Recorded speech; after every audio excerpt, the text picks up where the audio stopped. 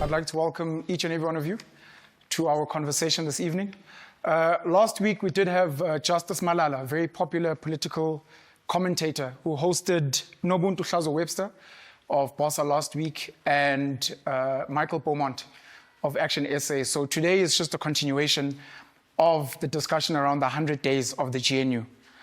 Some of you may not know, as much as this GNU word keeps being thrown around, the GNU actually comprises of a couple of political parties, the first being the African National Congress, as we know, the second being the Democratic Alliance, the PA, Gaten McKenzie, the Inkatha Freedom Party, the IFP, the Good Party of Patricia de Lille, the PAC, which is represented this evening, the Freedom Front Plus, the UDM, Al-Jama'a, and Rise Mzansi. The UAT used to be part of the GNU, but then they pulled out after they didn't get a seat. So today we'll be carrying on with the conversation around the 100 days. I'm not here to try and steal any spotlight, and I'm hoping that our panelists will be the ones that are going to be engaging and entertaining you as much as possible. To start off on my left, we've got Mr. Vuyo Zungula, who is the president of the African Transformation Movement, the ATM. I've got a very long profile of this gentleman. He's an educated man. He's quite an academic. He's quite a passionate Pan-Africanist. But in the spirit of time, and because we want to engage on the GNU, I'm not going to give the full profile, but he is the president of the ATM. If we can please give him a round of applause. Second, we've got Ms. Karabo. She made sure that I pronounce her surname correctly, Khakhau, who represents the Democratic Alliance. Again, very well decorated. We're sitting with presidents of SRCs, cadres of movements, adversities here, and I appreciate having at least a rose amongst the thorns this evening, and she's going to be representing the DA, one of the notorious GNU heads. If we can please give her a round of applause. And then last but not least, we've got Praedi, Ramarumo Mfulwane, who represents the Pan-Africanist Congress, which some of us love speaking about very passionately, of Robert Sobukwe and some of the fights that they've been involved in the past. They've kind of fizzled out a bit over the years, and I'm hoping that he can maybe answer some of the questions of where maybe certain things have gone wrong. They are part of the GNU. People may not know. They've got a ministry as well, a very important one being land reform and rural development. If we can please put our hands together for Praedi Mfulwane. And so it is that I sit down. To kick it off, I'd like to ask each of you to please give an answer, and maybe we can start with you, Karabo. Many people are saying this is not really a government of national unity. They are saying it's actually a grand coalition. It's ANC and DA, and everyone just dances according to whatever they want. So I'd like from each of you to please share your thoughts on, is it a GNU, is it a grand coalition, and what is your take on the first 100 days?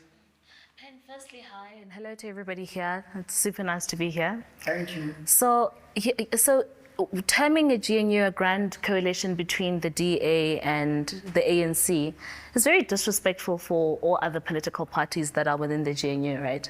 It reduces them, and it reduces the electorate, the people who voted for them. So that's the first thing, and we should shy away from doing so, because if we as a party are going to be a truly democratic society, then we should be able to respect everybody who has a seat at the table and everybody else who has their support. So that's the first thing. The second thing here is we need to also be honest about what it is that a government of national unity is and is about.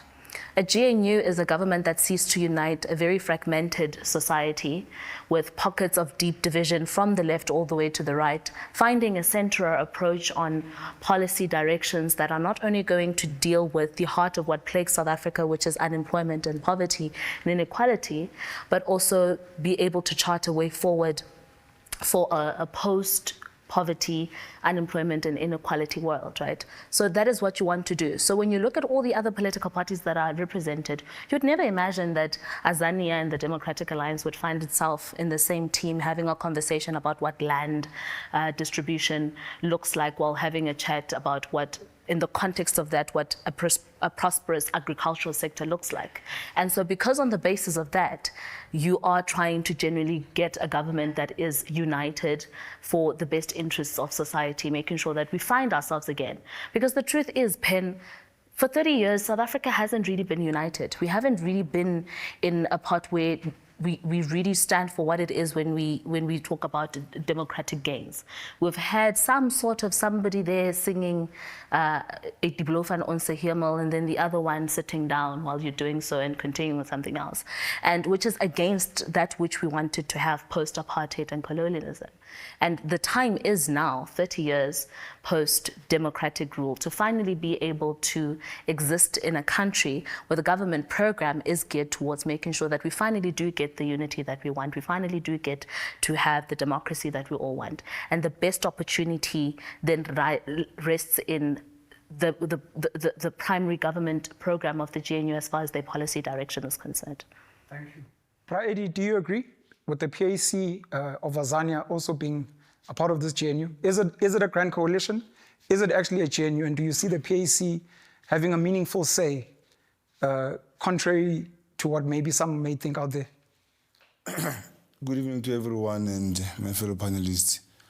Firstly, let me just say, we find ourselves a little bit divorced from the obsession of concepts. Sometimes what you call yourself matters not. What's important is exactly what you are. I can run around and call myself various names, N-U-G-G, what, but what is important is exactly what are we on about. So I've got short legs in entertaining what the name is. My interest and our interest as an organization is the situation at hand. 30 years down the line, we look into the mirror, we look at our people, we find a very horrific picture. And scientifically speaking, we can't continue with the same solutions that is not bringing different results. And that is not us as political leaders. That is the electorate. We are not dealing with something that we sat in one boardroom one evening enjoying coffee or extra coffee. And we just opted for the situation. It is the political science of the situation that we found ourselves in. The material conditions, the outcomes of elections spoke to us that we are where we are. After all, we as Pan-Africanists, my dear brother, we are open to speaking to various people. At the core of our foundation and principles is that we dream for a United States of Africa. And for that to happen, I must talk to my sister here. We dream for uniting everybody behind the Pan-Africanist banner. So for that to happen, I must talk to Vuyo Zungula, I must talk to IFP, I must talk to almost everyone, whether we agree or not. The intention, after all, what is politics all about? The contestation of ideas. We must fight ideas with better ideas, not colors of T-shirts and slogans and many other things that are fashionable today. The size of a stadium a political party affords, it's what is of importance today. But at the core of the situation, my dear brother, we have no problem with what you call it. We know some of us, we are very knowledgeable about how media works, the importance of the usage of words deliberately used to create an unnecessary debate. We as a nation, we cannot spend any more time discussing whether it's GNU, NGU. We are 100 days today as we are discussing it. I wonder how much of time does a government needs to be assessed. Even the fastest response we've seen in the history of Africa from Captain Ibrahim Traore took him at least 2 years. But South Africans know the ANC takes 30 years to create us a huge mess. In 100 days, there's a huge expectation that this newborn baby must bring something to the table. But it's okay. We are leadership. We are not supposed to point fingers at the mistakes of others and create excuses. We must face the situation for what it is. The PAC and all these political parties that are inside GNU, we are not necessarily in agreement. We differ vehemently with my sisters international policies and economic policies. We differ vehemently. I'm yet to, my conversation with her is me in an attempt to convince her. And I know she's in an attempt to convince me. The contestation of ideas, better ideas must be contested with better ideas until ultimately we find the best amongst all these ideas. Thank you very much. Thank you so much, Eddie. Vuyo, as the ATM, you guys are not part of the GNU. Would this have been an intentional decision from your side? Do you also agree that, look, the name doesn't really matter? It's not a grand coalition. It actually is a government of national unity, or do you have a differing view? And what has been your take since the elections of how the so-called GNU has been running South Africa? Firstly, evening to everyone, including my colleagues. I think trust is a currency that the government needs in order for it to deliver services and drive the country towards the direction in which they think it is the best for the country. Therefore, the question of what is it a GNU, it is a coalition, is important because you are trying to build trust, and in building trust, you need to be honest with the citizens to say, but this is a coalition between the ANC and the DA, and the other parties are just there, adding numbers there. You'll recall that when before the elections, there was something called the MPC, which was a coalition of parties with the sole intention of making sure the ANC is not in power. Now, after the elections, the DA went and said, we want to make sure that whatever happens in the country, there is no coalition of the ANC with the leftist parties. They said they are trying to avoid a doomsday coalition.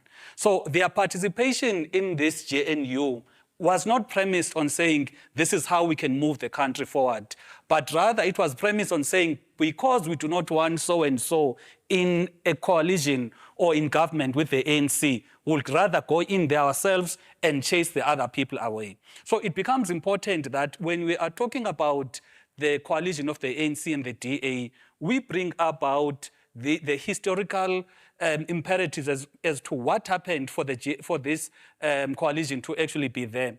You'll also recall that when there was the swearing in of members of parliament, it is only the DA and the ANC that had concluded, signed in agreement. The other parties were brought all along. If you can ask my brother if in the statement of intent, what clause there does the PAC say, but this one resonates with us, or it is our contribution? In fact, ask all other parties. The statement of intent, which was promoted by the ANC, is largely influenced by the ANC and the DA. That is why even Fikile Mbalula, when he was trying to speak about the statement of intent, it was Helen Zille who kept correcting her that, no, clause so-and-so says 1, 2, 3. So the other parties, rightfully, are just there to provide a decoration. You'll recall that even in the context of what it is to have a government of national unity, you want to unite people. How can you unite people and you ignore MK, for example? Regardless whether you like it or not, there are people, it is the third biggest party in the country, whether you like Mr. Zuma or you hate him. But if you are talking about uniting the electorate, you need to respect the voices of the people who voted for MK to be there. So the concept of a GNU includes everyone. But in the concept of a coalition, like we have now, it includes certain people and excludes certain people. Thank you so much. Before I ask my question, Karabo, you're vehemently shaking your head. I'd like to give you You're also shaking your foot. Okay. I'd like to give you guys a chance very briefly to please maybe engage Vuyo on what he's said before I carry on. So, first of all, Zungula himself sounds like a bitter person who wanted to have a slice of the cake and he ended up not having it for reasons that are known to himself. So the problem here is this, Pen. So we must be honest about this. So firstly, of course, if you are in a GNU, if you find yourself in a room full of particular political parties, those who have dominant numbers in the room are obviously going to come up with the domination of ideas, right? Which is the case with the Democratic Alliance and the ANC because we're the biggest shareholders within the GNU. But stop yourself. So yes, respect me when I Zungula. Thank you very much.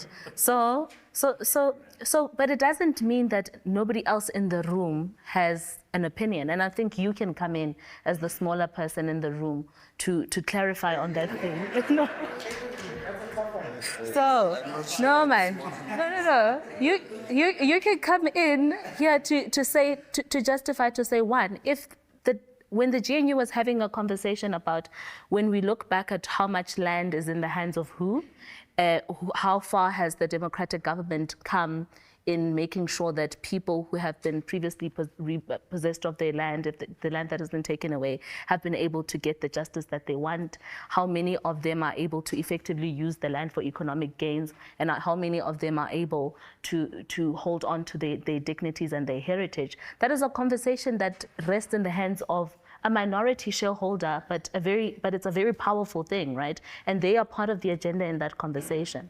So the issue of whether or not our inclusion of the MK party is an indication of just a coalition with a few flower girls and flower boys at the wedding must be characterized as clearly as this. When I opened, I made it clear what it is that the primary focus of a GNU is, as far as economic participation, as far as the emancipation of people, as far as their ability to put food on the table, as far as the ability to get jobs that give dignity not only to themselves but their families, right?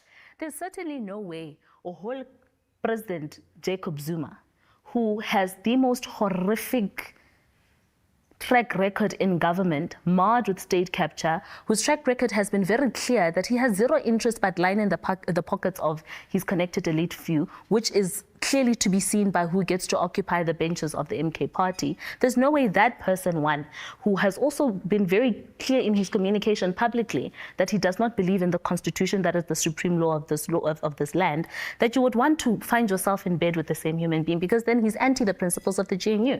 The same principle applies when you look at the EFF. People who themselves want to have a coup d'etat of a democratic regime, that they don't believe in democracy themselves. They've made it very clear that the current order of democracy as enshrined in the constitution is not one that they want to advance. So when thinking and reimagining where it is that government is supposed to go in rallying the troops, which are the South Africans, there's certainly no way in our sober mind would want to work with those people. And that is why, even before the formation of the multi-party charter, the DA was clear that we're going into the multi-party charter because we do not want to find ourselves in a situation where we have to reverse the gains, although not to their maximum point, the gains that we have in democracy. We want to make sure that we're able to move forward.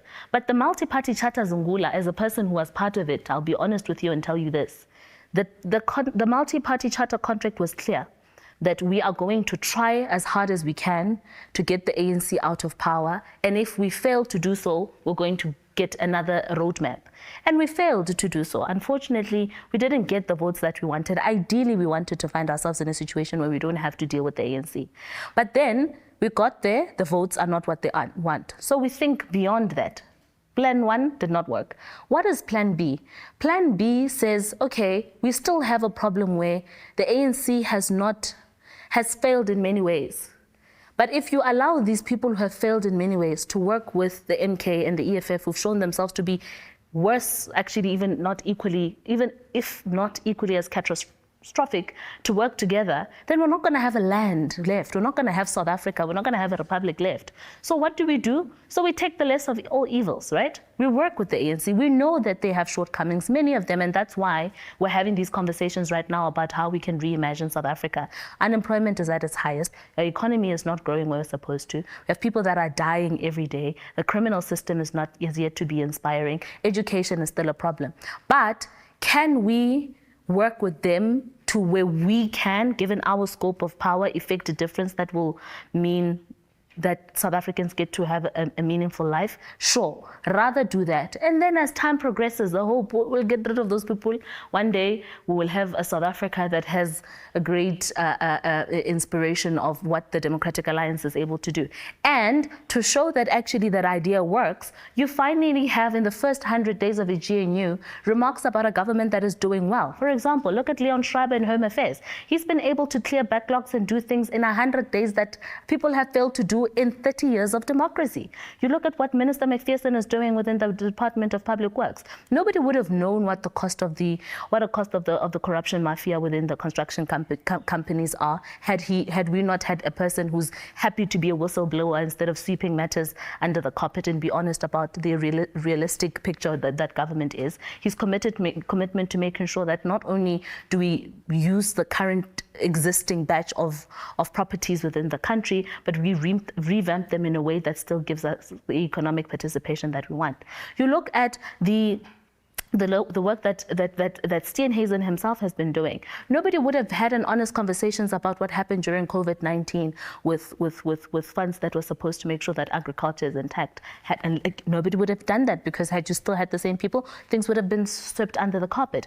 For the first time ever, we have a Minister of Communications and Digital Technologies that is not only looking at ways to work around BEE standards to grow connectivity in the country, is looking at ways of making sure that we have even rural areas being able to connect digitally, because we are in an industrial revolution that dictates that technology should be a thing. But he's taken it a step further, Pen, to even want to relook, going to Treasury to have us relook at the classification of smartphones and the cost attached to it. Because the bottom line is you can't live gatarara in a lifetime. For example, I worry about my grandmother, Tabanchu. WhatsApp. And it sounds ridiculous that I'm complaining that I can't send my grandmother WhatsApp, but it's important, because something as simple as a grandmother in a rural area who has their child in Cape Town or anywhere, who's unable to digitally connect what life looks like to them, who's unable to receive money in a way that still works, who's unable to communicate to make sure, something as simple as that is something that will grow a great way and a great mile in ensuring that we not only transform the face of society as far as digital connection is concerned, but we're able to bridge the gaps between rural communities and urban communities. So these are just little, and I can go on and on. I can tell you what Sibu is doing. So there's a whole lot of things that we're supposed to do that Zungula himself probably wouldn't have even been able to get right, even if he was in the GNU, and that's why he's bitter. Thank you, Karabo. Jeez, that was a lot. Let's just note that she was only highlighting the DA ministers there in the GNU. Sorry, Eddie, you were shaking your right leg when Vuyo was speaking, and then you were called the small boy in the room. And then I saw your left leg shaking, so I don't know which one you want to attack first. For keeping the decorum of the discussion, yes. The young fellow aspect, let's talk about it outside. It's on a lighter note. Let's get to what the core of this talk is about. Yeah. There is a misconception that is rooted deep into this criticism, especially from Honorable Zungula and his crew. And secondly, it's a very easy exercise to criticize. Very easy exercise. One day, maybe before the show ends, my dear brother, Honorable Zungula must tell us how far are they with that progressive caucus as an alternative. Because it's 100 days, we must show each other notes. He must not ask us to show our mathematics book while he's hiding his accounting book and it's empty. Secondly is that the misconception is that we have problems with people because of who they are politically. As the PAC, a thief is a thief. With brown hair, black hair, long nose, short nose. A thief is a thief because the consequence is the same. So our attitude towards Mrs. Helen, towards Jacob, towards any other thief is the same. Helen is not a thief. You were asking others to hold themselves. I'm saying this to say to you, if somebody expects us to have a horrible attitude against the DA, let me just put it into context so that people understand what we're talking about. We have a problem with monopoly, which controls the economy, and that economy gets centralized in the hands of the minority, a few group of white fellows, and all of us must suck up to them. When we say white fellows, it's not because we have a problem of race. When the thief is white, we're going to say it like that. He's a white thief. When the thief is black, we'll also return the favor. That Mshulo is a black thief. Black as we are, Pan-Africanist as we are. We are not going to be blackmailed about the non-issues. Honorable Zungula, we did not chase anybody out. Anybody, every leadership from its own organization reserved its monopoly. Everybody had to respect. When you come to those caucuses and say, this is what your organization would want, we must respect that. Whether what you are saying, we see it strategic or unstrategic, we have no swing to advise or say anything. The part that these comrades are not mentioning is that there was an advertised plan alternative to GNU. Some letters written to IEC complaining about the elections, some attempt to go to the international court. We traveled that journey. We told these newcomers very well that criticizing elections is a long marathon. If you want to take it, you need 25 million minimum, and you're going to come back with an order of the court with a few sentences. Because you criticize the IEC to the same courts. The same commissioners are appointed by the same state that is going to appoint the same judges. You take it further. You go to the international criminal courts. Who signs the agreements on behalf of the country in those international forums? The same government that is appointing these judges. Now, a group of friends is standing a queue. Yours is to keep on popping out money. We are moving from the constitutional court. We are going to the apex court. You are dealing with the same cartel. We told them. They kept on advertising that. And we, on behalf of the PAC, as the leadership, we have a responsibility to take care of the PAC and its interests. No leader must come and tell us we are going to an international court and we must fold our hands and wait for another leader. I'm not a follower of any leader. I'm a leader of people who are inside the PAC and the society at large. So comrades are bitter at us for not taking what they wanted us to do. And we are equal participation. We had equal participation. They brought their view to the table. We brought our view. In our understanding, their view was inferior and will never see the light of day. History must prove whether we were correct or wrong. Not insults on Twitter and the ugly pageant of Figile and Madame. Very irresponsible leadership. The two of them are supposed to be the seniors in terms of numerics.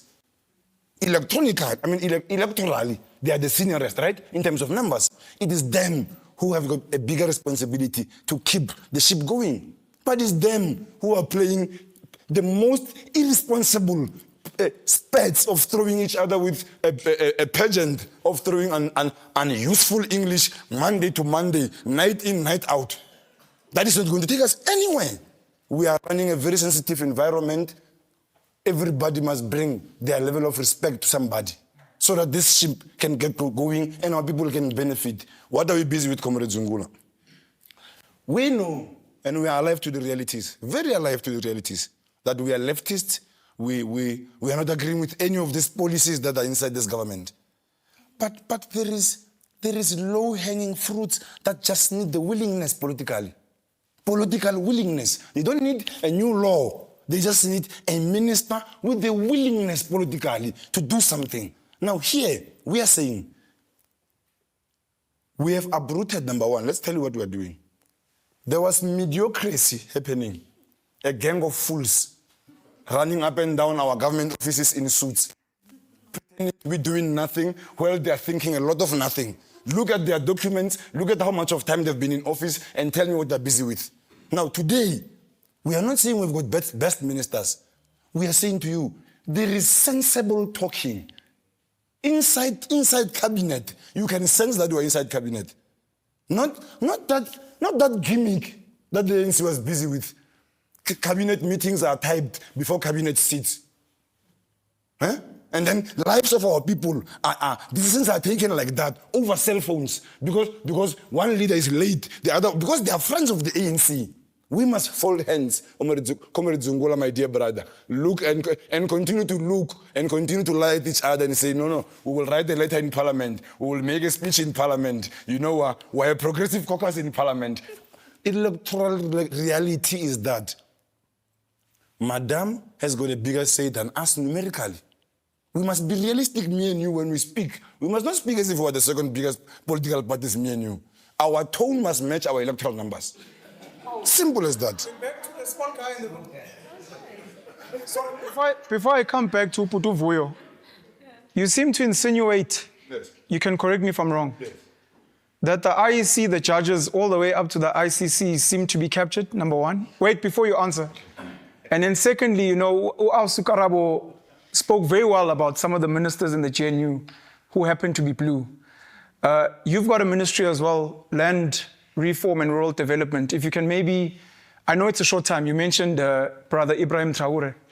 If there's anything maybe that has been happening in the first 100 days with that ministry, especially because the land is such a sensitive part of the PAC's identity. We are saying to you, anybody who has got a land claim that is on our desk, there is a pen today to sign them off. Simple as that. We don't even want to, once somebody brings a claim, we consult, the claim is legitimate legally, and these people qualify, we don't have to waste a lot of time. The mediocre of NC comrades of speaking a lot of English that they don't even hear themselves, national development, what is needed here is political willingness. Imagine, in other areas, the claims are as clear as broad daylight. Somebody is bringing an affidavit that is recent. The other one is bringing the one that is longer. We just have to use logic and sense. These ones are taking chances. They've just organized an affidavit. We don't need an investigation. Before you carry on, Yes. So Leon, Hundreds and hundreds of hectares of farms are being dished out by the minister on a daily basis. Check our Facebook pages, check our Twitters. We are signing off. Our people are getting land day in, day out. that's what I was trying to confirm. That's what I was trying to confirm. We've been getting a lot of media stories about the work Leon Schreiber has done at Home Affairs. Yes. So as you're speaking about will sign, you can say in the first 100 days, you guys can say there's a lot of land we've already signed off on. Hundreds of millions are already out worth of rents of farms. I'm not telling you a theoretical story. Sit down tomorrow, you're a journalist. In your spare time, your journalistic skills, stretch them a little bit. Go into our social media accounts. You will find us signing. We are carrying checks on those. We're not talking a lot. We are carrying paperwork. Communities are clapping hands. We are signing. Thank you. The part on the capture. Aha. Very interesting part. Very, very interesting, my dear brother. To South Africans, we must be very realistic to ourselves. There's one thing that we are very good at, telling a lie until we believe it ourselves. We are good liars until we believe those lies, and they sink in our heads, and they make headlines daily. Maybe let's teach you how to capture a state. Because people behave that if we speak like this, we don't know how a state is captured. It's easy to capture a state. Let me give you a practical example of what's happening locally so that you can understand how a state is captured. An ANC branch will be operating there. There'll be construction and many other tenders dished out. The people who are dishing those tenders out must fund that branch, right? For the branch to survive. In the long run, those business people become politicians themselves. They choose who must be chairman of the branch. They choose who must be a candidate up until they are senior leaders today. They are contesting to be presidents. The state does not need to be captured by some people from very far. Our own brothers, they must not tell us some Indians came here and captured the state. When they brought Indians themselves because they were looking for money to go to elections. To capture the state, you must capture the African National Congress. Sure. Then the African National... Now, if you say to me, that lie we're speaking with Comrade Judge Zondo, the state is captured, it's a big lie.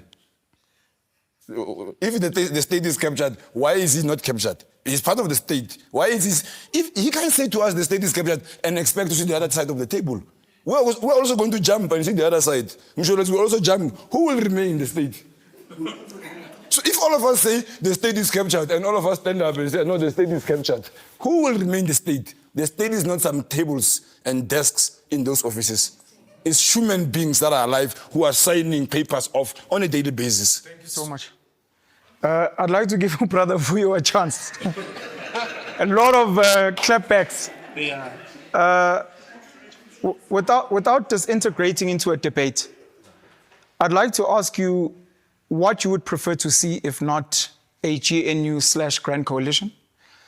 And Upra Edi raised a very important part of the other side, the progressive forces. The fight to take the IEC for some type of corruption with election rigging, etc. What do you have to say about that? Because the media and many others are celebrating 100 days and there are still many people that are aggrieved. So what would you prefer to see instead of what we have currently? And to maybe, for people that are interested, how far has that work gone, if at all, to date? Look, there's nothing wrong with a grand coalition. Absolutely nothing wrong. There is something wrong when there is a coalition, but it is termed something else. Remember 1994, there was election outcomes.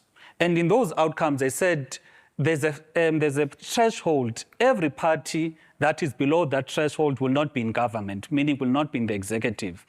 In 1994, there were opposing parties that hated each other. But because there was an idea to unite the country, they had to work together regardless of how different they may be. So in the context of what is happening now, you can't be subjective and say you can't work with MK and the EFF for certain reasons. Because equally, the PAC can say, but the DA, they've always said the DA are representing land thieves. So, thank you. It hasn't changed. Thank you. So that is why I was saying Tina is the ATM. There's nothing wrong. But tell people what you are actually doing. Do not mislead people and say it is something different. So, now, what? Sorry, just to get in there. So you're fine with what's happening. It's just the communication to the public you have an issue with. I'm getting there. Okay. So our view is that if you don't have a party that has an outright majority, the best thing that could happen in the country is an alignment of parties that share or have similar policies and ideologies, because that creates, number one, policy certainty, and it makes sure that the government is able to operate efficiently because there's an alignment of policies. Not have a case whereby one party now believes that the minimum wage should be lowered, the other party saying the minimum wage is right where it is. Another party saying the Bella bill is incorrect. The other party saying, but the Bella bill is correct. Another party, the DA, says the president is wrong by saying Russia is an ally and a friend to South Africa, whereas the ANC, or in fact the state president of the same government that they are part of, is making those utterances. So that creates a state whereby there's not going to be stability because there's different views which will impact now the policies on the ground that are going to impact the daily lives of our people. So our view was to say, just get parties that have got similar policies and ideologies because it makes it easier. But once you've got opposing parties that are opposed in terms of policies, you are going to see practically when things are happening. For example, this notion that certain parties are anti-constitution for wanting to amend the constitution, it is something that we need to reject because a constitutional amendment process is constitutional. Similarly, you had Ms. Zille of the DA saying they're not going to support the impeachment of Mr. Ramaphosa, meaning they are anti-constitution because it is constitutional. It is a constitutional process to impeach a president for violating Section 89 or in line with Section 89. So what we have here in the when it comes to the GNU is that people are making utterances based on what is making sense to them, instead of staying true to the principle. And the principle, Tina, that you are saying as the ATM, if you are talking about an idea of uniting the country, you do not have a leeway of choosing who to work with because of their policies, because you want to unite. And it is not about Mr. Zuma. It is about the electorate. You can't, on one side, and you say you hate Mr. Zuma. On the other side, you're saying, but you want to represent the very same people who voted MK Party to be in parliament. It can't be. If it is about if it's about the electorate, then it must be always about the electorate. Put aside the players that be, because you find that the DA was in support of the impeachment of Mr. Ramaphosa a few years ago. But because now they are saying, let's put the country forward, we're going to work with Mr. Ramaphosa for whatever reason, They're fine with that. But when it comes to MK and EFF, suddenly now the ball, the rules are changing. So that is not principle-based politics. If we're principle, we are going to have a state whereby there's a certain threshold. If we're saying from a party with 5 seats going up, they are going to be part of the GNU, then that is what a GNU is all about. But when you choose which parties to be with and not to be with, then it becomes a coalition. Now, the role of parties that are not part of the GNU is equally very important because our constitutional democracy system in our country encourages a multi-party democracy system, firstly, whereby there's opposition parties to hold the people that are in government accountable. Therefore, there's no obsession from us as ATM to say we wanted to be part of the GNU. Never, not even once did we go to a meeting with the ANC or in the Progressive Caucus and we say, hey, but we want to be inside. If we're not given a position, we'll come back. That was not our thinking. Our thinking was to say, the people that want the blue lights, let them go in there. But the people that want to safeguard the interests of the country will play that role of being, playing the role of being opposition. And that is what we are doing. That's not what you're Sorry, doing. the second part was just if you were to give an update to people that supported the Progressive Caucus on what work you've done, where it's been, or if you guys have abandoned that. No, the Progressive Caucus is still functioning. You'll recall that even now in Parliament. Who is in it? Sorry. All 5 parties. It is MK, EFF, NCC, ATM, and UAT. All of those parties have been submitting motions. We remember that the EFF submitted a motion about establishing a committee to deal with the question of extortion. That is, amongst others, the work that we're doing as the ATM. We submitted a motion on rent manipulation so that Parliament actually does hold inquiries on the questions of rent manipulation. So we're not just a caucus that is standing in the sidelines saying this is wrong, but we are putting motions in place that are debated in Parliament and other parties reject such motions. DA rejected the establishment of a committee that would sit and investigate the extortions ring that we're having in the country. So the Progressive Caucus is not a caucus that is all about crying foul or identifying mistakes of the government. When the government is doing the right things, we are correctly behind them. Like now, on the issue of Israel and Palestine, we are 100% behind the government on the position of saying they must close the Israeli embassy and make sure that the people of Palestine receive justice. Now, you can't now say we are opposing the government because when the government is right, we support them. When we feel that the government is making a mistake, it is our duty to provide an alternative, and that is what we are doing. Very quickly in closing, are you still challenging the IEC on the election results? We are challenging the IEC. We read today that the IEC requested an extension to file their papers. Okay. I don't know why, because they were confident a few months ago. So we're challenging those elections because we believe that if there's something wrong in any place in our country, whether it is the management of the elections, it is when it comes to delivery of the SASSA grants, we must never allow ourselves to keep quiet simply because there's some bit of benefit to us as the parties. Thank you. Karabo, sorry, again, I'm trying to not get us to, degenerate into a debate. Ukoko Helen has had a few issues with some of the happenings around the GNU. There have been threats of exiting, especially with the Bella poll and others. Are these threats real? And if they're real, how would the DA explain to everyone who supports them, to the country at large, that, look, we're happy to let the MK, EFF work with the ANC because of these few clauses in the Bella poll or something else? Before I do that, I think I can't let this slide because there's a... But short, I'll if try. possible. Thank you. So there's a whole lot that doesn't make sense in the order of Zungula's thoughts. First of all, you cannot in your brain say that the post-apartheid, the National Party and the ANC hated each other, but they hated each other because of democracy. It's fine, they can work together. And then come back 30 years later and say, no, but the DA and the ANC and Azania hate each other, but they can work together because that's not fine.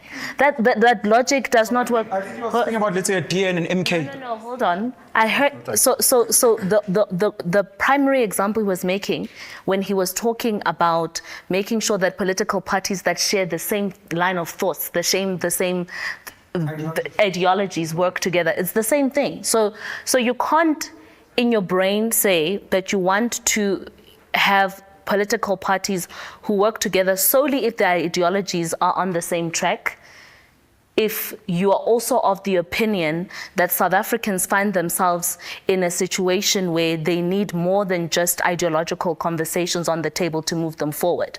Practically, if we are all going to find ourselves where we're able to emancipate South Africans to the full extent of that which is dictated by the electorate to government, you then need to be comfortable finding yourself in a situation where, yes, I do not agree in Azania's approach on how to deal with land. He's never going to agree with me. But because we understand that we're supposed to find a consensus in a way that will meet the best interest of majority of the room, we are going to do it. And on the basis of that, we're not going to call it a coalition simply because it was not apartheid and apartheid. It wasn't a conversation that happened post-apartheid and in the beginning of democracy. So that logic does not rest with me.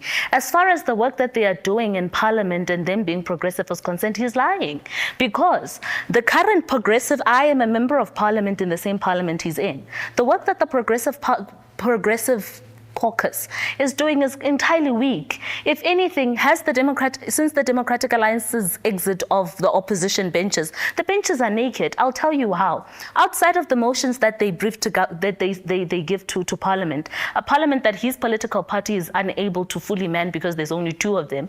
Outside of those motions that they bring for debates, and outside of letters that they write, the actual meat of oversight on the work of the executive is seen within committees. They're not there. They are never there. Those people, the majority of political parties that are in the opposition, that is the MK, that is the EFF, that is the ATM, and all the other people that he listed, they are not inside committees to really, really scrutinize the books of government. And if they are in committees, the truth is that most of them who hold the muscle of oversight, which would be in the case of the MK party and the EFF, have very, very poor capacity and quality to actually engage with the work that they're doing. The MK party, for example, themselves, they're a bunch of whole new people who are still going through orientation right now, very much confused about what it is that Parliament is supposed to do. Zero decorum. The whippery itself is very naked, weak, and unable to give direction for what South Africans need. So that is the truth. The second thing, when you look at the EFF, yes, has always been clear, and Malema himself has given clear directions that people must be on the ground and not in Parliament because that's where they're supposed to garner votes. So how are you going to go back to the ground and tell people that they must vote for you when you're not exercising the job of being in Parliament for the reasons that you said people must vote for you? So you must be very honest about the nakedness of this thing. Godzilla and Mbalula. Sabona. So, we were clear going into the GNU that we are not in a dream imagining that we're going to fall in love with each other, that it's going to be a soapy that is beautiful. I finally see the beast is no longer a beast, he's a handsome guy, and we're going to fall in love. We were clear, we knew what it's going to take. And we were honest to say, look, fundamentally, education is not something to play with. Education dictates where the future is going to be. And an integral part of our education system is mother tongue language, right? Because statistics show very clearly that kids that have, from the onset of their cognitive ability to consume things, who learn in their mother tongue first, or while doing so in the mother tongue, on the same time do that in English, have better prospects of being able to function in school, have better prospects of learning, they have better prospects of making it in life. And And when we see that, and on the basis of that, we cannot rationally, as the DA that wants to transform the face of our educational sector, be comfortable with not fighting to ensure that, irrespective of whether you are a Piet van der Walt in Stellenbosch or Unthabiseng Maqalepo ka hara Welkom, you should be able to, hore na o rutwa ka Sesotho or ashe in Afrikaans leer, you find yourself in the same kind of privilege. And that is a bone of contention with the Bella Bill. And that's why we will never be able to comfortably go back to the nation to say, we are happy to allow the bill to progress as it is, because then we would be failing the nation. If we want to make sure that we have the literacy rates that go up, if we want to make sure that we have matriculants that are able to become something in life outside of just being unemployed or even not being able to meet a threshold that affords them access to tertiary education, these are the things that we're going to do. And that's why Helen is fighting as hard as she is, and the rest of us are as well. How will we... GPS signal is lost, but we're still here. Continue. How are we going to explain it to the electorate that we went back and we handed them to the wolves, which are what we have characterized the MK party and the EFF to be? It's going to be a hard one, and we don't want to find ourselves there. That's why we're working as hard as we are. Penuel. We don't want to find ourselves in a situation where we hand over our country to a network of thugs that have zero interest in serving South Africans. And that's why we're in the GNU. And so we're working hard. That's why in the Dispute Resolution Committee, we've sent Dean McPherson there. We've asked, as far as the Bella is concerned, for Siviwe and John to engage the president to make sure that we're able to get the things that we want, to make sure that South Africans are there. And I think we downplay this conversation when we talk about the threats that we're making. Sure, that's the reality. But the bottom line is we want to make sure that when we look back at the work that Mayor Jane Sithole is doing in the Department of Small Business Development, we're able to see her footprint in making sure that enough young, up-and-coming kids, and I call them kids because I'm a kid, right? Kids are able to have their businesses up there and are able to succeed. Where you have Dirt Out Welkom, which is the guy that does my sneakers, and everybody else back at home at Welkom, who has an actual big brand out there because that's what the Department of Small Business Development is able to do. We want to be able to make sure that when we have conversations about water infrastructure, when we talk about people having access to water, then I don't have to go back to my constituency in Vuyo Zungula and talk to people who have never seen water for 26 years. That infrastructure is solved, that grants are received properly by municipalities, and people have access. I can enjoy the freedom that people in your leafy burbs of your Houghton and your Camps Bay get to enjoy. That is what we want to ensure. When we talk about trade and industry, we want to make sure that we're able to look back and look at how much trade were we able to do, how much industry have we been able to expand that directly impacts our GDP, that directly impacts our unemployment statistics, that directly impacts our poverty skills, to reduce them, to grow the economy and make sure that we create enough jobs for everybody to live a dignified life. We want to make sure, Penuel, that when we have conversations currently, as is the case with electricity, that sure, dark days are gone because electricity we don't have load shedding, which we thought was a scam going into the election, right? But beyond that we don't have a case where Eskom gets to charge you as much as they want. Because the bottom line is that since 2007, we have had 450% increases of electricity, and now Eskom wants to charge us 30% more.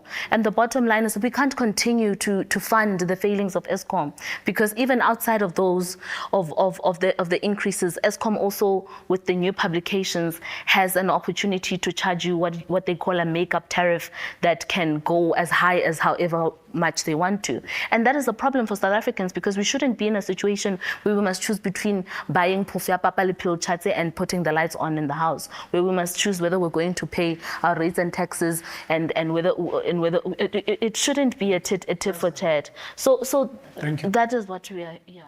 In the spirit of time, and I'd like to give you guys the floor. I've got so many more questions, but like I said, it's not about me. For those that maybe are tuning in who are watching us online, if you'd like to see the first part with Justice Malala, where we're at Bossa in Action SA, please tune in Podcast Party SA. And we are being hosted by Democracy Unplugged. Your name, very quick question. You can give it to the floor. Depending on what the question is, we may give it to other people so that all the panelists have a fair chance.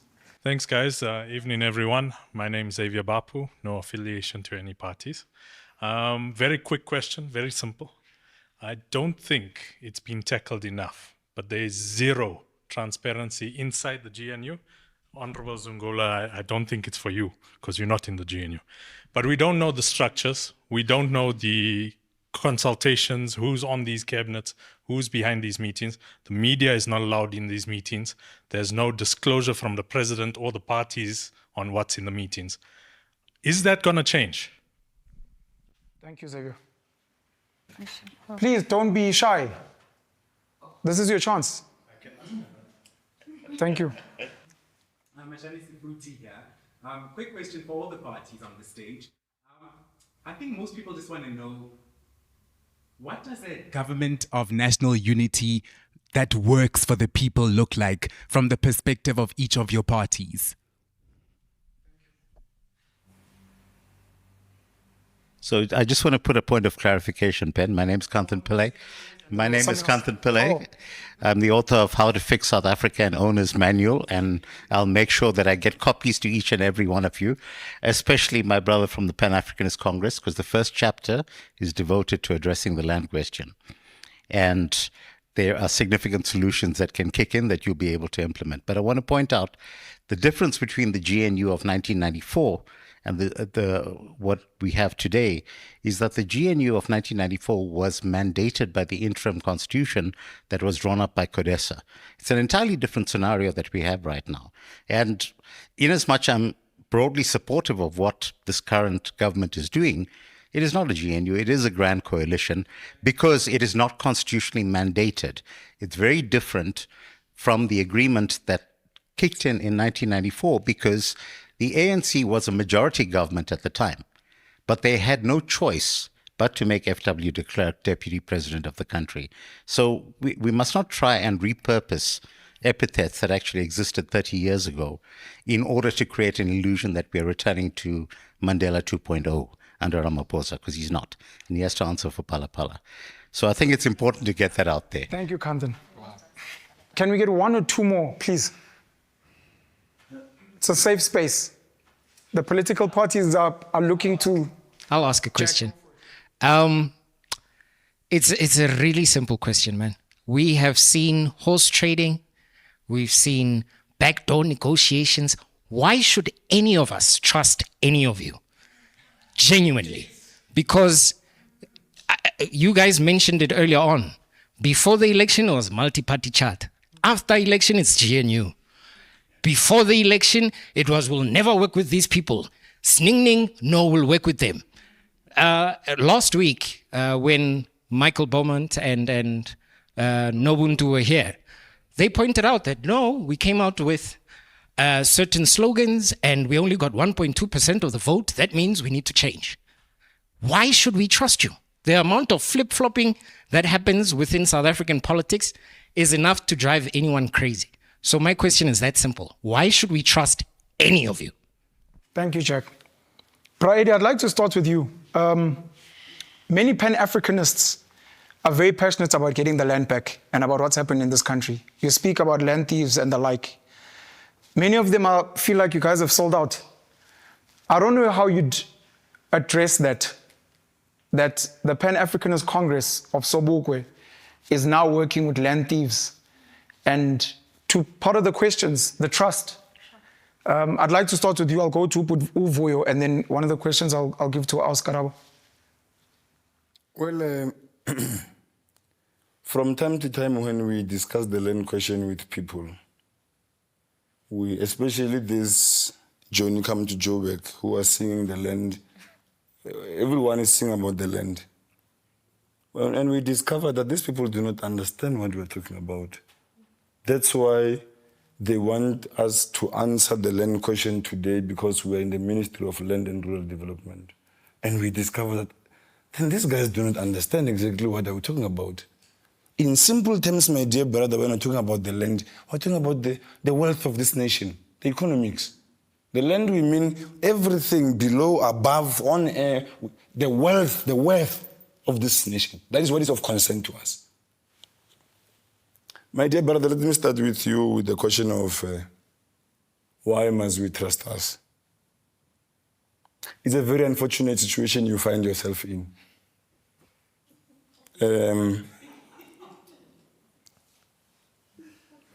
The political landscape in South Africa has, leadership is a collective process. Even those who are being led have responsibility. Not to ask how far the leaders. They have a role to play, an active role to play. That is leadership. Now, once the followers abdicate their responsibility, do you know what you find? You find these things that the ANC does, poverty alleviation program, and people get one plate of food and go home, find poverty waiting at the door. In that program of poverty alleviation, there's a big banner of hundreds of thousands saying today we are in a program of poverty alleviation. And you sit down and look at that event and you wonder, what is alleviating poverty about that whole setup? Nothing. So I'm saying to you, when we talk about the land, my dear brother, we mean the economic strength.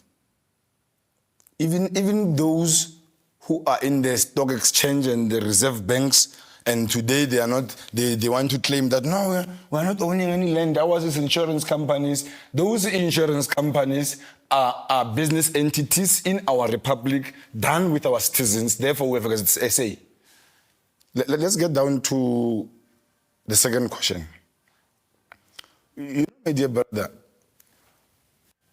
I said it to you earlier on that there's something fundamentally wrong with us South Africans. Somebody was saying, even in cabinet meetings. GNU, yes, one of the GNU meetings. That expectation is a child of the sensationalization of politics by the media. As a result, political parties and political leaders followed suit. Hence, you find a senior cadre like Helen Zille from a private meeting that has got potential of collapsing the whole government and taking to Twitter. How careless can that be? What brings about the need from her side to go to tweet? Sensationalization. What makes a leader of such a big organization, Fikile Mbalula, to go to tweet and be extremely irresponsible about sensitive information? Is sensationalization. So even our journalists today, my dear brother, there's little investigative journalism. Journalism is done on social media, is half-cooked journalism with little investigation. You find a journalist with confidence on TV saying a lot of nothing, allowing politicians to get away with murder. So I'm saying to you, leadership is a collective process of leaders and those that are being led. So South Africans themselves, the mess they are in is the type of setup they deserve. It is of their own making. Every society, let me tell you this, my dear brother, every society deserves their leader. Establish who is this leader? Who is he from? There's no leader who fell from the sky and just people were surprised to see him. Even the most horrific leader the world has ever seen, at some stage, there were fellow countrymen singing his name, convincing others that he's the best. So we are. I'm saying all this to say to you, we are not in the business of insulting people. If there's one thing you must hold the PAC and its leaders accountable for, one big thing you must hold us accountable for. If the GNU collapses, don't be of our making. You will never see us do anything irresponsible that is going to jeopardize the stability of the GNU. Comrade Zungula, let's teach you this as a homework to go home with. We understand democratic centralism very clear in our organization, how we run that organization. Democratic centralism is a key principle that says, if you have a view, you bring your view, you have got the right to canvass your view, you bring it to the meeting. Once your views does not see the light of day, no need for qualms. You understand, your maturity must kick in and understand that in politics, We contest ideas with better ideas. Meaning your idea today was not better, the better ideas of the light of day. We don't fight. We don't even throw things. We don't start those things of posting ugly pictures on each other's Twitter accounts. That's being childish. We must face the reality for what it is. You went all out with your research, tried to convince us. We are not convinced.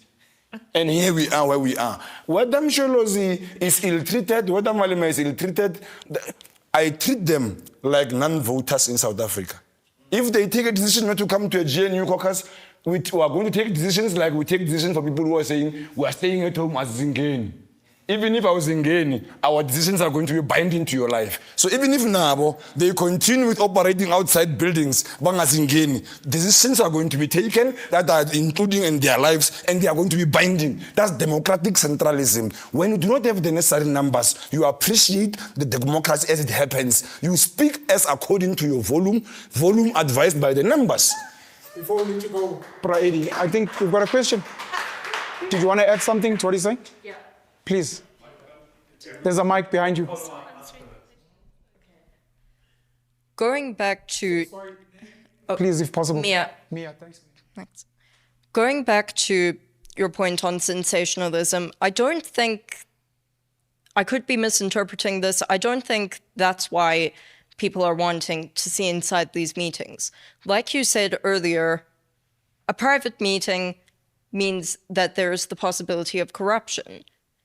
Now, you're talking about, we're talking about trust here. Whether or not it's sensationalized,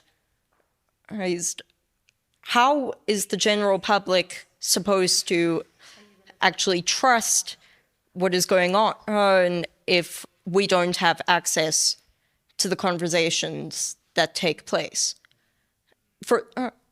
Further, you were talking earlier about how South Africans are good at lying to themselves.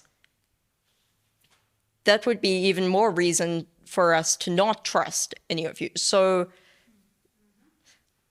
are you really going to prioritize avoiding sensationalism over access to information, which I personally think the public has a right to?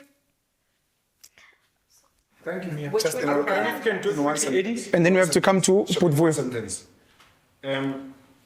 My dear sister, you know, we are in the communication space, don't worry. The freedom of information, we respect it that much. Hence, what we consider to be of public consumption is going to be put out there. But look at the situation we are in and put ourselves in our shoes and look at the characters we are dealing with. And tell me if opening those meetings will yield any results. In effect, it is going to create more chaos. We are busy managing Madame and Figil. Now, if more people know, there will be Madame, her gang, Figil, her gang. Those who have got journalists in their pocket, there will be an extension of journalists now. Those who have got media houses in their pockets, there will be an extension of media. Now there will be a whole fiasco that is not going to drive the necessary outcomes that we anticipate. So it's just being responsible about information. Thank you. Karabo, you'll also touch on it when you get a chance.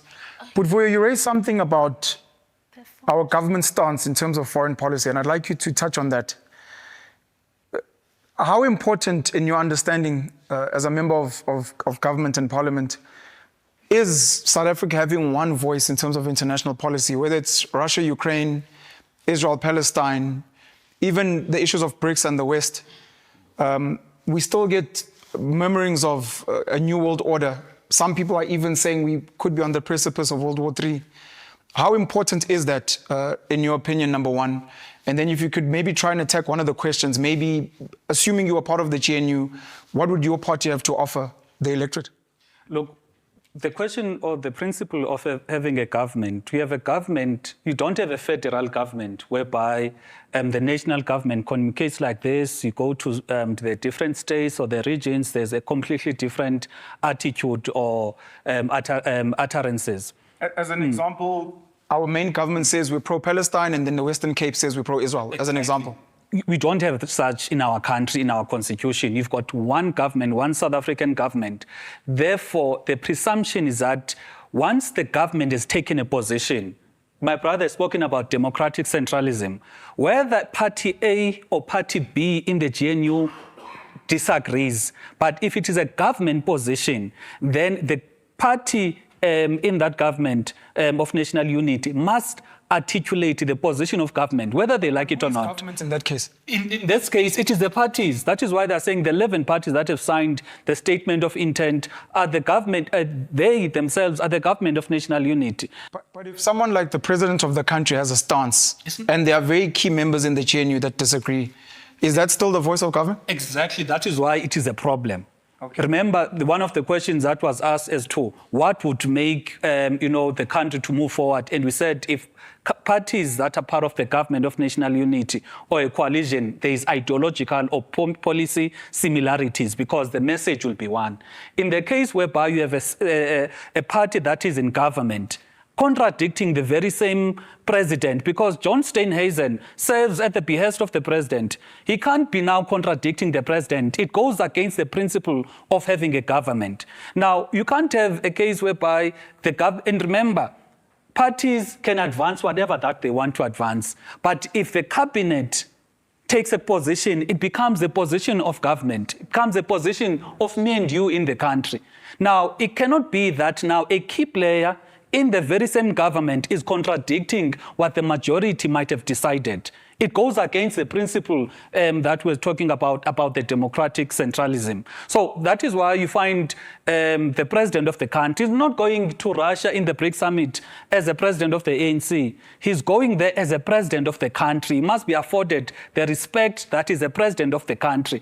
And when he makes a statement to say Russia is an ally or a friend to South Africa, whether Party A or Party B does not, maybe if they were in opposition, they have the leeway to oppose the government because they're opposition. But if you are part of government, you can't have pieces whereby you say you agree, and then you've got other pieces and you say, but I don't agree, because that is not the principle of having government.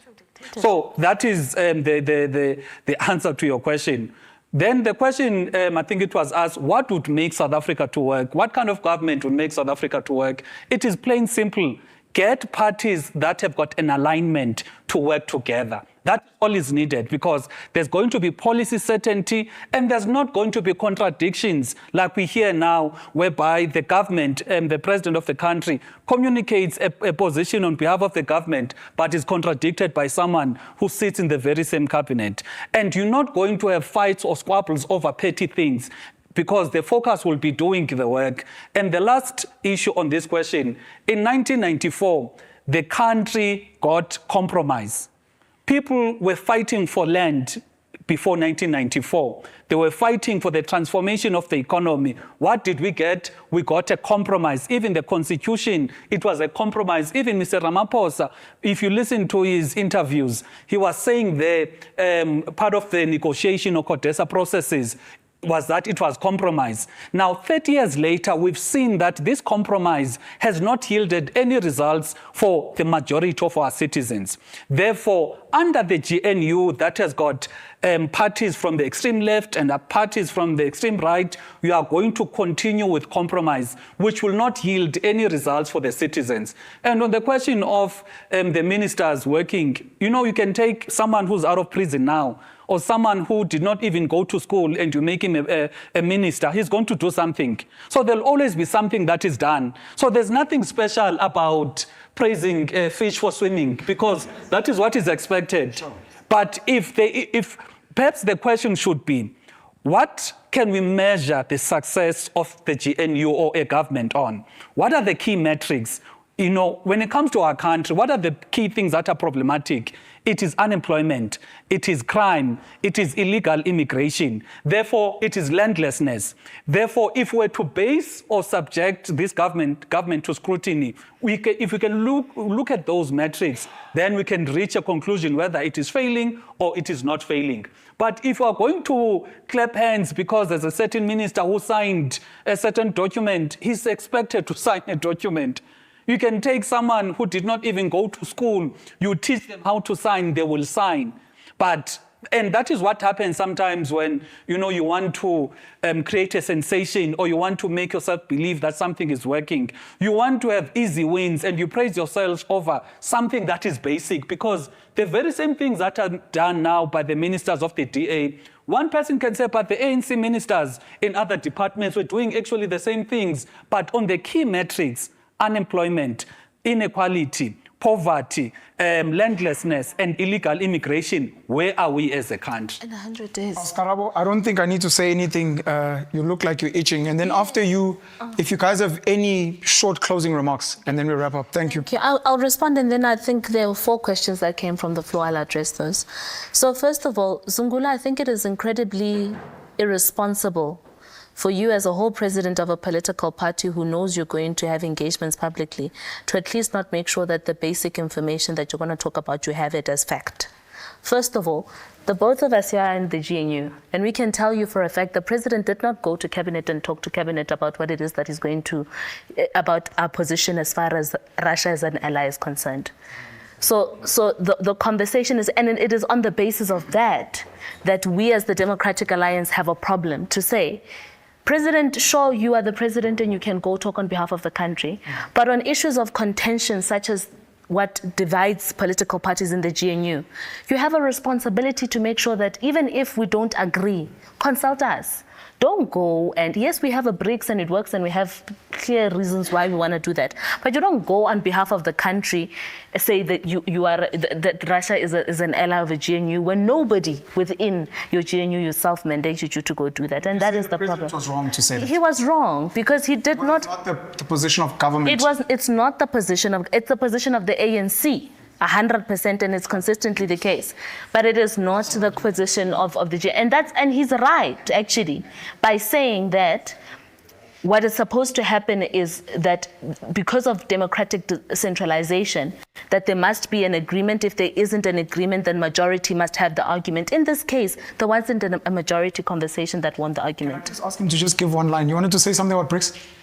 Very briefly, please. Is a member of BRICS, and how they've always stated that China, Russia, India, they are friends, they are allies. The president simply said that in a different way. So he did not need to come out and say, okay, I'm going to say Russia is an ally, because it's been, the fact that South Africa is part of BRICS, South Africa, the country, not the ANC, is a BRICS partner, and South Africa, that is why... No, let's shut it down there. I just wanted that part. Yeah. Sorry, Vuyo. And I think he raises an important part, and that's why I raised it to say, yes, there's BRICS, and we were part of it, and we have clear relationships that exist. But you need to, you don't need to agree with what I'm saying. Please continue. What I'm saying here is context also matters, right? So beyond just conversations that are happening internationally about economically where we're going as far as our participation in BRICS is concerned, there are certain conversations that are had and perceptions that are made with context behind them, which I won't share here because it would be irresponsible as a GNU person to do so. I won't do that. But there's certain contexts that, because we know them, we know why the president's statement is a problem. But I'll forgive you because you're not part of the team, you wouldn't know. We're running out of time, just so you guys know. Thank you.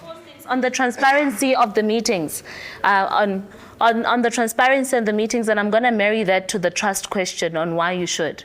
So unfortunately, the bottom line is we went into GNU having inherited a deeply ill-disciplined set of leadership across political parties.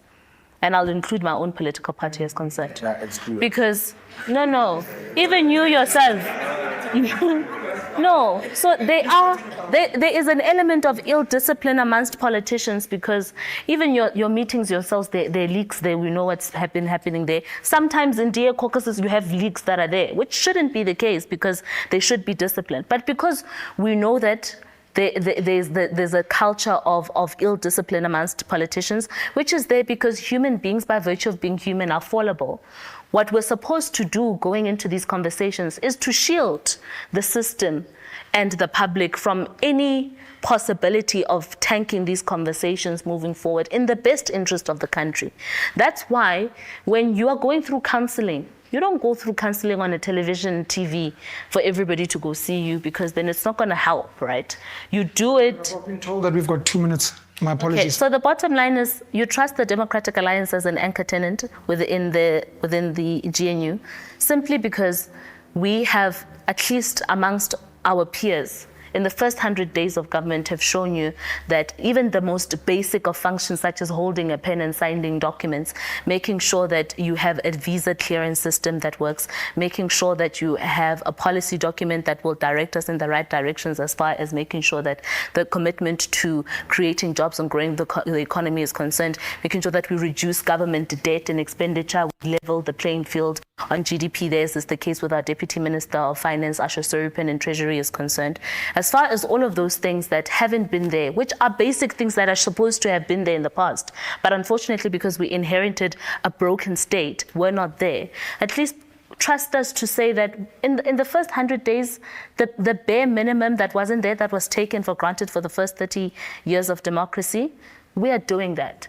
And that should show you our heart. That should show you our interest to say, when we said we're going into the GNU for the best interest of South Africans, this is what we meant. We didn't mean we're going to hop onto the gravy train and continue with life as normal. But we meant we're going to work, and that's how you trust us. I'm giving you 30 seconds, sir. My apologies. In 30 seconds, Comrade Zungula and members of the Progressive Caucus, we have nothing against you, fellow comrades. You chose your path, we chose our path. We wish you well. After all, we are not in a competition. If you guys get it right, mark my words, you'll have a PAC meeting discussing joining you. Thank you. Brother Zungula, 15 seconds. My apologies, brother. I think It's getting bad here, based on the votes.